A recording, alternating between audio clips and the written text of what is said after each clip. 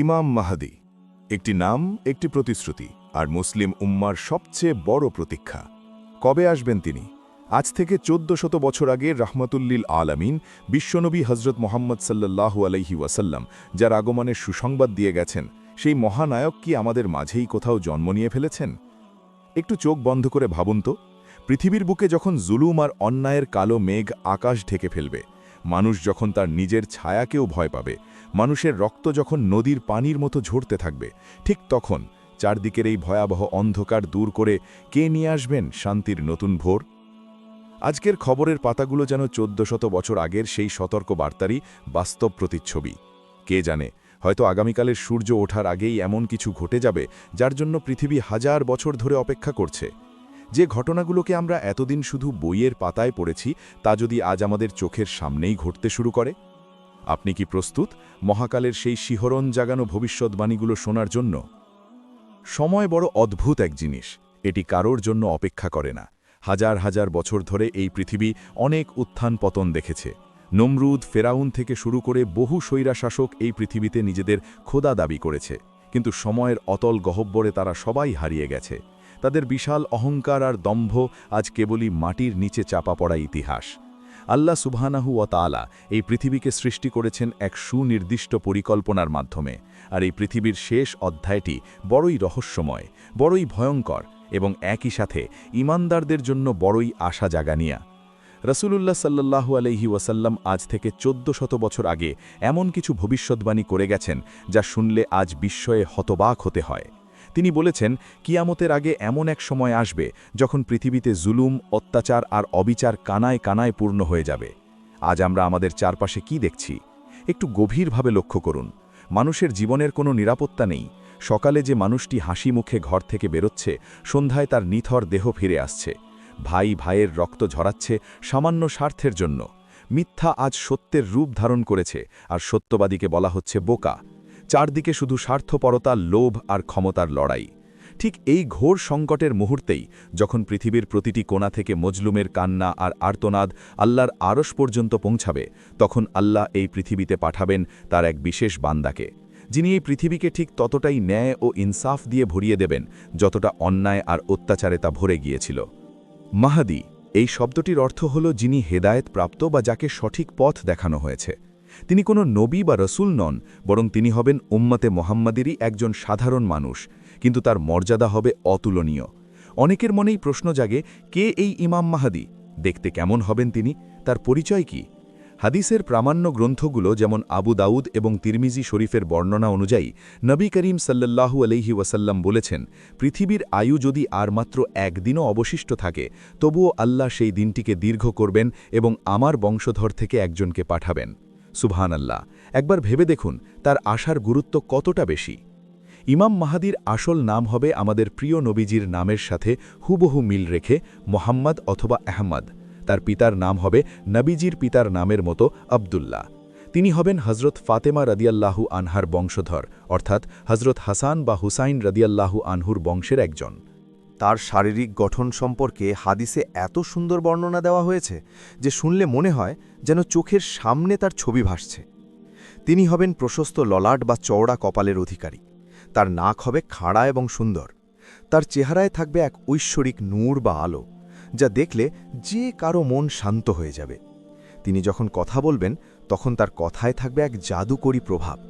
পৃথিবীর সমস্ত মানুষ তার দিকে এমনভাবে আকৃষ্ট হবে যেমন তৃষ্ণার্ত মানুষ মরুভূমিতে মিষ্টি পানির দিকে ছুটে যায়।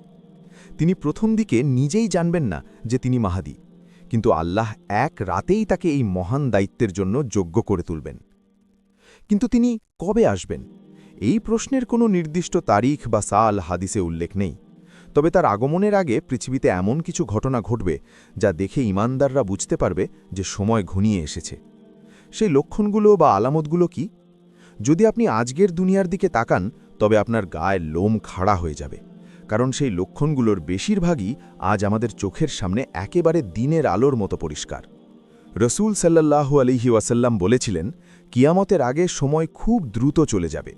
বছর হবে মাসের মতো, মাস হবে সপ্তাহের মতো, আর সপ্তাহ হবে দিনের মতো। আজ কি আমরা তা অনুভব করছি না? সময় যেন হাতের মুঠো গলে বালির মতো বেরিয়ে যাচ্ছে, জীবন থেকে বরকত উঠে গেছে। তিনি আরও বলেছিলেন, আরবের মরুভূমি পুনরায় চারণভূমি এবং নদীতে পরিণত হবে। বিজ্ঞানীরা আজ অবাক হয়ে দেখছেন যে সৌদি আরবের শুষ্ক মরুভূমিতে আজ সবুজ ঘাস গজাচ্ছে, বরফ পড়ছে, নতুন নতুন নদীর সৃষ্টি হচ্ছে। বেদুইন বা রাখালরা যাদের পায়ে পড়ার মতো জুতো ছিল না, তারা উঁচু উঁচু দালান নির্মাণের প্রতিযোগিতায় লিপ্ত হবে। আজ মধ্যপ্রাচ্যের দিকে তাকালে আপনি আকাশচুম্বী দালানের যে প্রতিযোগিতা দেখেন, তা কি সেই 1400 বছর আগের ভবিষ্যৎবাণীরই বাস্তব প্রমাণ নয়? আর সবচেয়ে ভয়ঙ্কর আলামতগুলোর মধ্যে একটি হল ফোরাত নদী বা ইউফ্রেটিস নদীর পানি শুকিয়ে যাওয়া। হাদিসে এসেছে, ফোরাত নদী তার গর্ভ থেকে একটি সোনার পাহাড় বের করে দেবে, আর মানুষ সেই সম্পদের জন্য এমনভাবে যুদ্ধ করবে যে প্রতি 100 জনের মধ্যে 99 জনই নিহত হবে। বর্তমান যুগে আমরা দেখতে পাচ্ছি যে ইরাক ও সিরিয়ার বুক চিরে বয়ে যাওয়া এই ফোরাত নদীর পানি অবিশ্বাস্য দ্রুত গতিতে শুকিয়ে যাচ্ছে।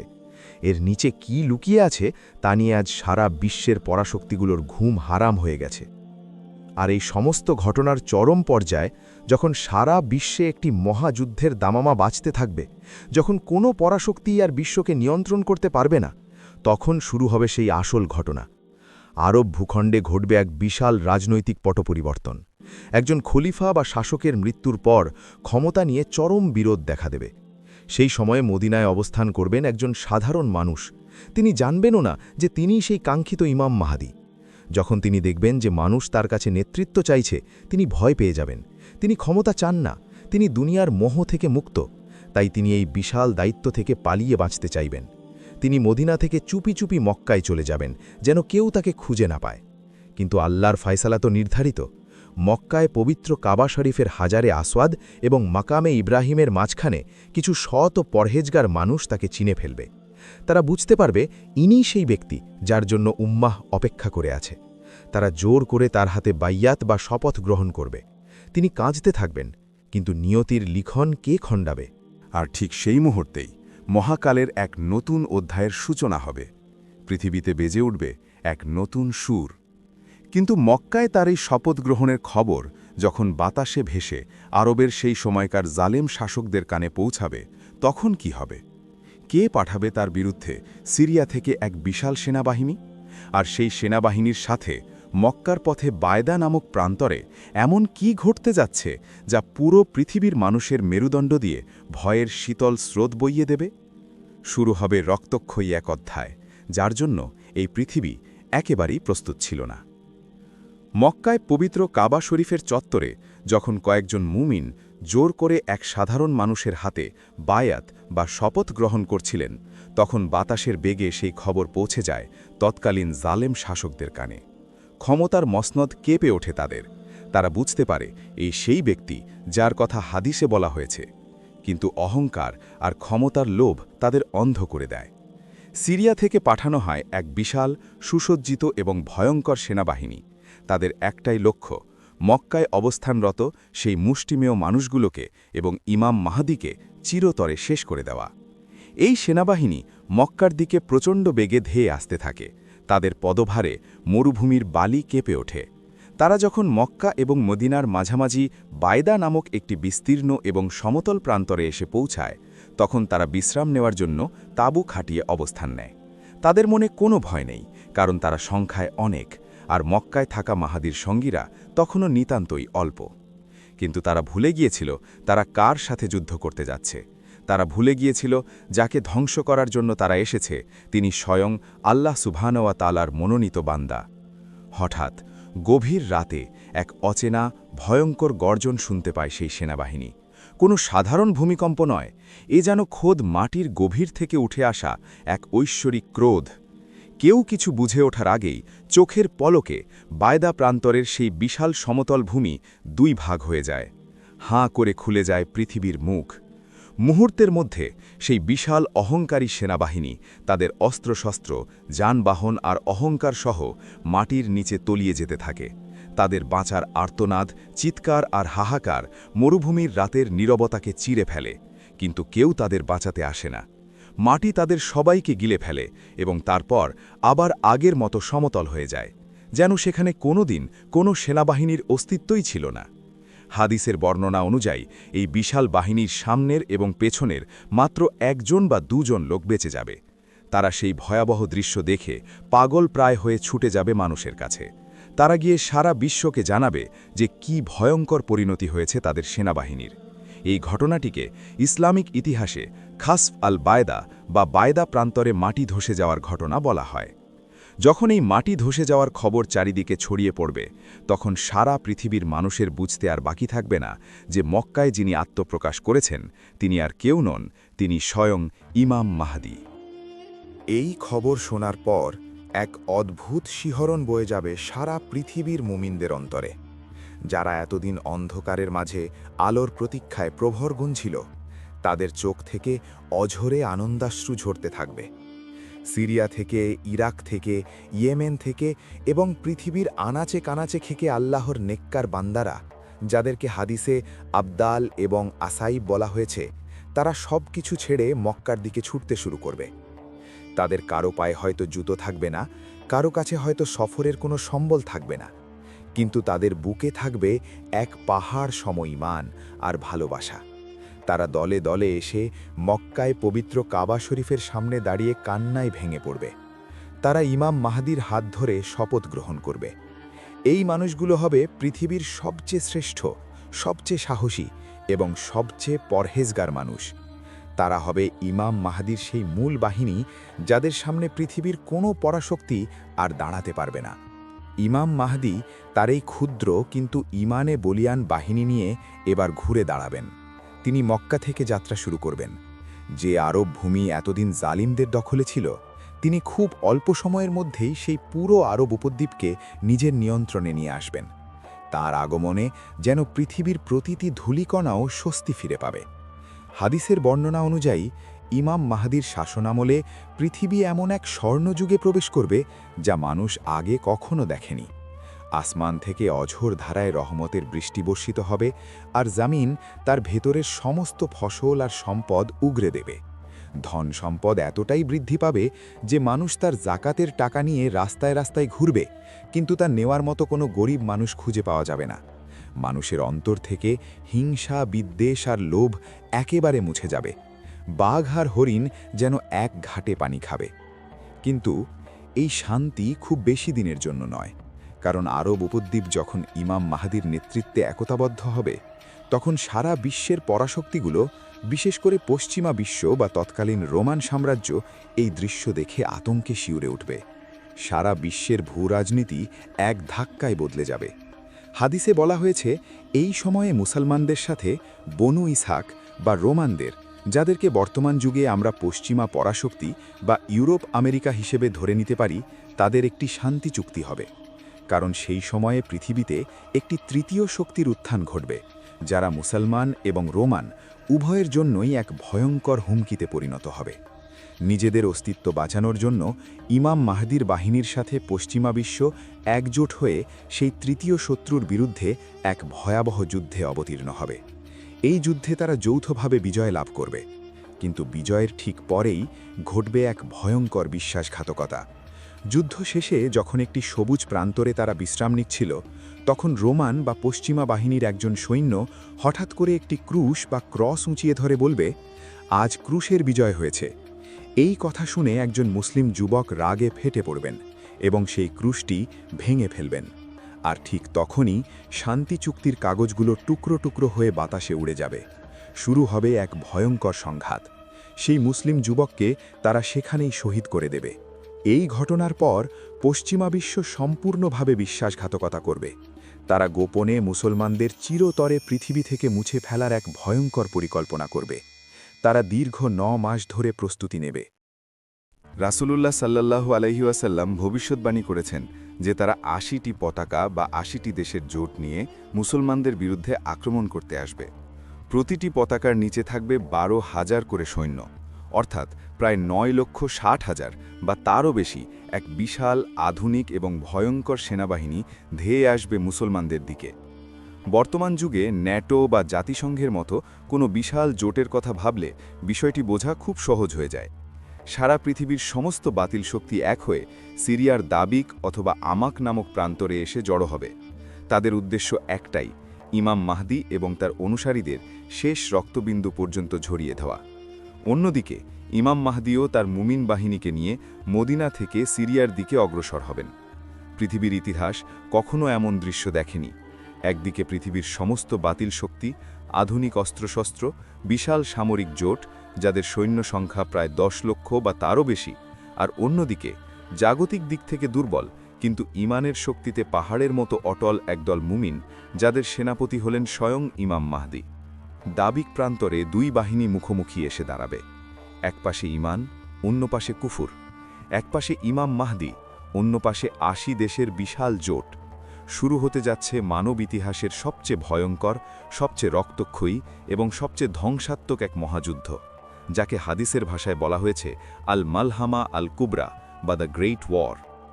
এই যুদ্ধের ময়দানে মুসলমানদের 1/3 ভয়ে পালিয়ে যাবে, যাদেরকে আল্লাহ কখনো ক্ষমা করবেন না। 1/3 শহীদ হয়ে যাবেন, যারা আল্লাহর কাছে শ্রেষ্ঠ শহীদ হবেন। আর বাকি 1/3 তারা এমন এক বিজয় ছিনিয়ে আনবে যা পুরো পৃথিবীর মানচিত্র চিরদিনের জন্য বদলে দেবে। কি ঘটবে সেই মহাযুদ্ধে?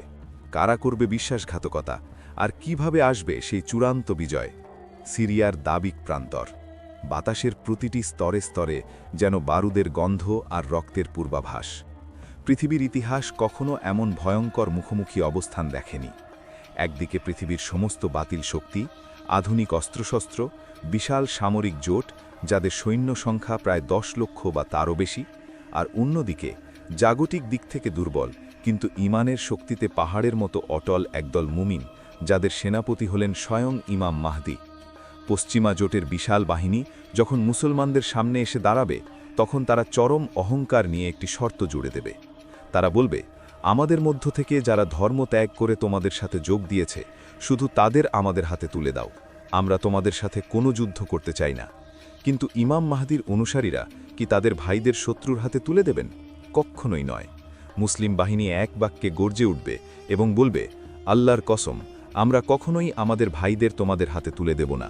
আর ঠিক এই কথাটির পরেই বেজে উঠবে মহাযুদ্ধের চূড়ান্ত দামামা।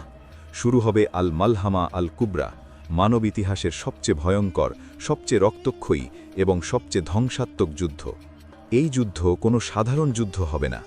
রাসূলুল্লাহ সাল্লাল্লাহু আলাইহি ওয়াসাল্লামের ভবিষ্যদ্বাণী অনুযায়ী এই যুদ্ধের ভয়াবহতা এতটাই তীব্র হবে যে মানুষ তার আপনজনদের কথা ভুলে যাবে। যুদ্ধের ময়দানে মুসলমানদের একটি অংশ, প্রায় 1/3 সৈন্য, শত্রুর বিশাল বাহিনী আর আধুনিক অস্ত্রশস্ত্র দেখে ভয়ে পিঠ দেখিয়ে পালিয়ে যাবে।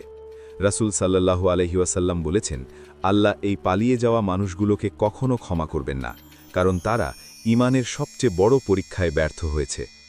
এরপর মুমিনদের মধ্য থেকে একদল সাহসী যুবক সামনে এগিয়ে আসবে।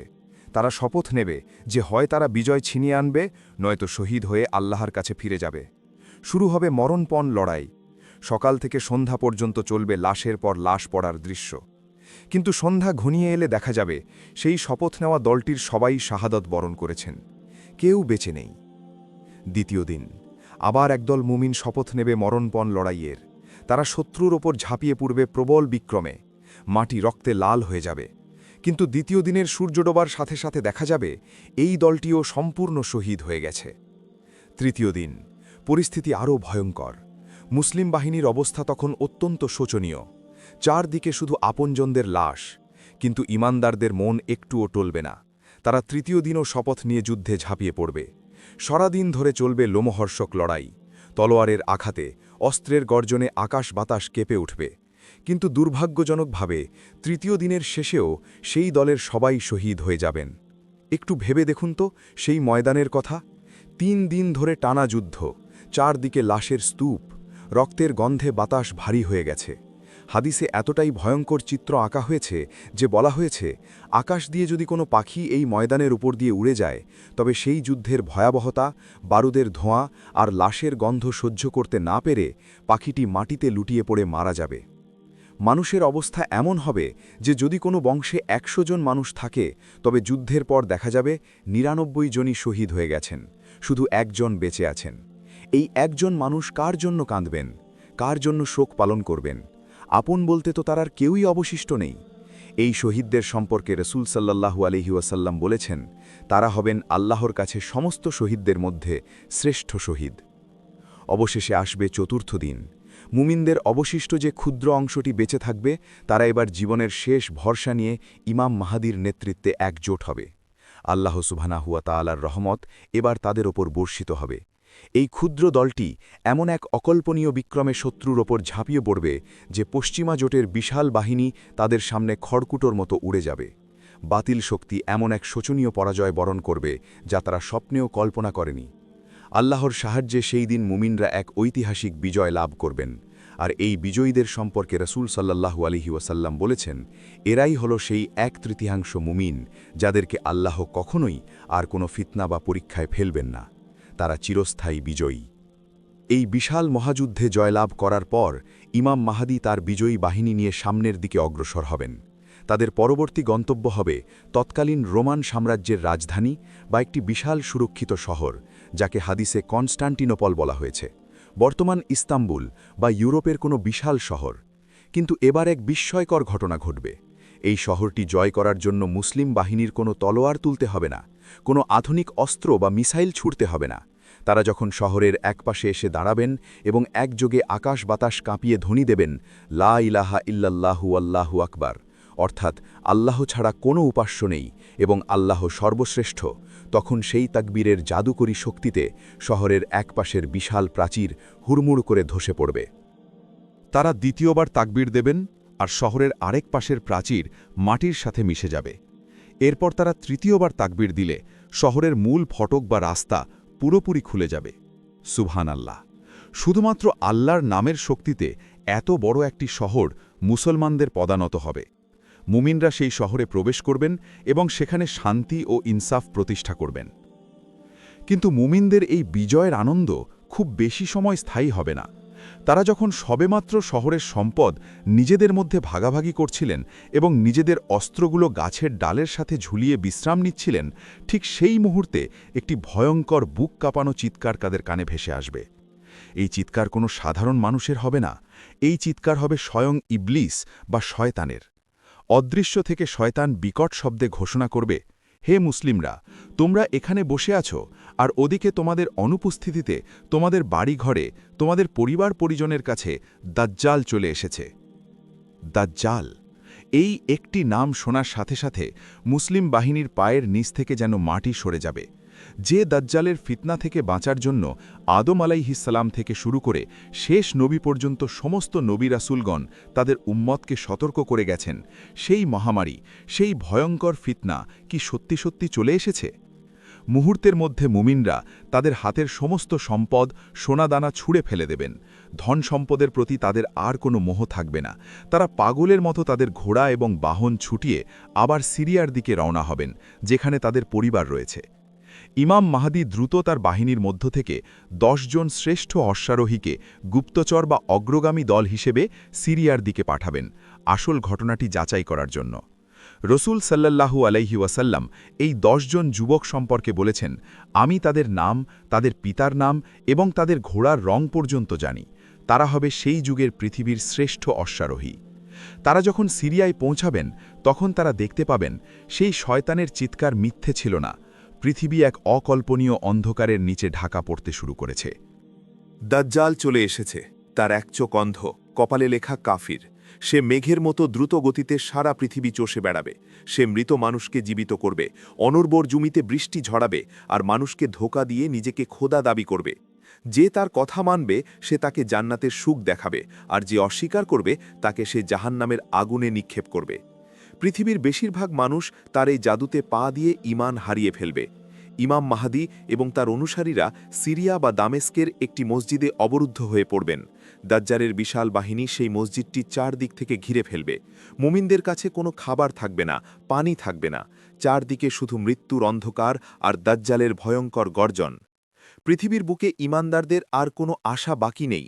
ইমাম মাহাদিও বুঝতে পারবেন দাজ্জালকে হত্যা করার ক্ষমতা তার বা তার কোনো বাহিনীর নেই। তখন ঠিক ফজরের ওয়াক্তে মুয়াজ্জিন যখন আজান দিতে উঠবেন, তখন আকাশ থেকে নেমে আসবে এক অভাবনীয় ঐশ্বরিক সাহায্য। কে আসবেন আকাশ চিরে? কিভাবে দাজ্জালের সেই বিশাল সাম্রাজ্য এক নিমিষে ধূলিসাৎ হয়ে যাবে? সিরিয়ার দামেস্ক শহরের সেই ঐতিহাসিক মসজিদ, চারদিকে ঘুটঘুটে অন্ধকার। মসজিদের বাইরে দাঁড়িয়ে আছে মানব ইতিহাসের সবচেয়ে বড় ফিতনা, সবচেয়ে বড় অভিশাপ, দাজ্জাল। তার সাথে রয়েছে ইস্পাহান থেকে আসা ৭০,০০০ ইয়াহুদির এক ভয়ঙ্কর সুসজ্জিত সেনাবাহিনী। তাদের হাতে আধুনিক অস্ত্র আর চোখে মুখে মুসলমানদের রক্ত পান করার তৃষ্ণা। মসজিদের ভেতরে মুমিনদের অবস্থা তখন অত্যন্ত করুণ। খাবার নেই, পানি নেই। দাজ্জালের জাদুতে সারা পৃথিবীর বেশিরভাগ মানুষ যখন ঈমান হারিয়ে ফেলেছে, তখন এই মুষ্টিমেয় ঈমানদাররা নিজেদের জান বাজি রেখে আল্লাহর ঘরের ভেতর আশ্রয় নিয়েছেন। ইমাম মাহদী বুঝতে পারছেন এই বিশাল বাহিনীর সাথে লড়াই করার কিংবা দাজ্জালকে হত্যা করার কোনো ক্ষমতা তার বা তার এই ক্লান্ত বাহিনীর নেই। দাজ্জাল বাইরে থেকে বিকট শব্দে গর্জন করছে, তার আওয়াজে আকাশ বাতাস কাঁপছে। মুমিনদের মনে হচ্ছে এটাই হয়তো তাদের জীবনের শেষ রাত। সকাল হলেই দাজ্জাল মসজিদের দরজা ভেঙে ভেতরে ঢুকবে এবং সবাইকে নির্মমভাবে শহীদ করবে। কিন্তু তারা ভুলে গিয়েছিল যে আল্লাহ নমরুদের আগুন থেকে ইব্রাহিম আলাহিসাল্লামকে বাঁচাতে পারেন, যে আল্লাহ ফেরাউনের হাত থেকে মুসা আলাহিসাল্লামকে বাঁচাতে নীল নদকে 2 ভাগ করে দিতে পারেন। সেই আল্লাহ তার এই প্রিয় বান্দাদের দাজ্জালের হাতে কখনোই ছেড়ে দেবেন না। ফজরের ওয়াক্ত হয়ে গেছে, মুয়াজ্জিন আজান দিয়েছেন। ইমাম মাহদী মুমিনদের নিয়ে ফজরের নামাজের জন্য সারিবদ্ধ হয়ে দাঁড়াচ্ছেন। মুয়াজ্জিন যখন নামাজের ইকামত দিচ্ছেন, ঠিক সেই মুহূর্তে আকাশ থেকে এক অভাবনীয় আলো নেমে আসতে শুরু করল। সবাই অবাক হয়ে আকাশের দিকে তাকালো। দামেস্কের সেই মসজিদের পূর্ব দিকের সাদা মিনারের উপর মেঘ চিরে নেমে আসছেন এক মহামানব। তার 2 হাত 2 জন ফেরেশতার ডানার উপর রাখা। তার গায়ের রং হালকা লালচে সাদা। তার চুলগুলো এতটাই সুন্দর এবং পরিষ্কার যে মনে হচ্ছে যেন তিনি মাত্রই গোসল করে বের হয়েছেন। তার চুল থেকে টপ টপ করে মুক্তোর মতো পানির ফোঁটা ঝরে পড়ছে, অথচ তিনি কোনো পানি স্পর্শ করেননি। সুবহান আল্লাহ! ইনি আর কেউ নন, ইনি হলেন আল্লাহর প্রিয় নবী মরিয়মের পুত্র হজরত ঈসা আলাইহিসসালাম। 2000 বছরেরও বেশি সময় ধরে যিনি আল্লাহর কাছে আকাশে জীবিত অবস্থায় ছিলেন। আজ উম্মতে মোহাম্মদীকে দাজ্জালের হাত থেকে বাঁচানোর জন্য আল্লাহ তাকে পৃথিবীতে পাঠিয়েছেন। ঈসা আলাইহিসসালাম মিনার থেকে নিচে নেমে এলেন। তাকে দেখে মুমিনদের সমস্ত ভয়, সমস্ত ক্লান্তি এক নিমিষে দূর হয়ে গেল। ইমাম মাহদী তাকে দেখে চিনে ফেললেন। তিনি আদবের সাথে সম্মান জানিয়ে নামাজের ইমামতির জায়গা থেকে কয়েক কদম পেছনে সরে এলেন এবং ঈসা আলাইহিসসালামকে অনুরোধ করলেন, হে আল্লাহর নবী, আপনি সামনে আসুন এবং আমাদের নামাজের ইমামতি করুন। কিন্তু ঈসা আলাইহিসসালাম মুচকি হাসলেন। তিনি ইমাম মাহদীর পিঠে হাত রেখে অত্যন্ত স্নেহের সাথে বললেন, না, এই ইকামত আপনার জন্যই দেওয়া হয়েছে, আপনিই সামনে যান। আল্লাহ এই উম্মতকে একে অপরের ওপর সম্মানিত করেছেন। কি অদ্ভুত এক দৃশ্য!